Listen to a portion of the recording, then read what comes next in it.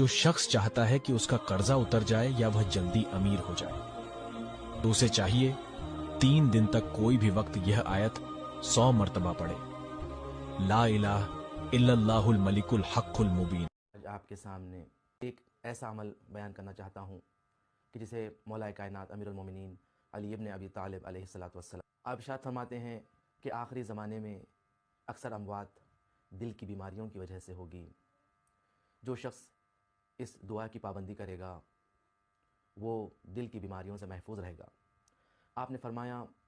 कि नमाज के बाद अपना दाहिना हाथ सीने पर रखें और सीने पर रखने के बाद एक मर्तबा दुरूद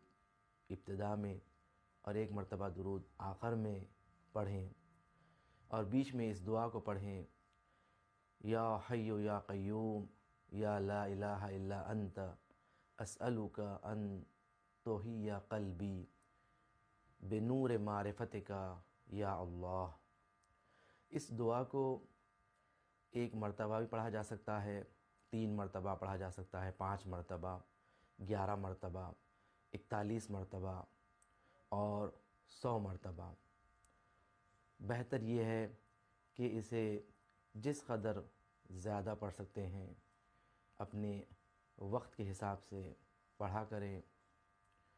या कम से कम एक मर्तबा अगर पाबंदी से हर नमाज के बाद भी पढ़ा करेगा तो इसका असर ज़रूर होगा और ना सिर्फ वो दिल की बीमारियों से महफूज रहेगा बल्कि इल्म और मारिफत और नूर के सर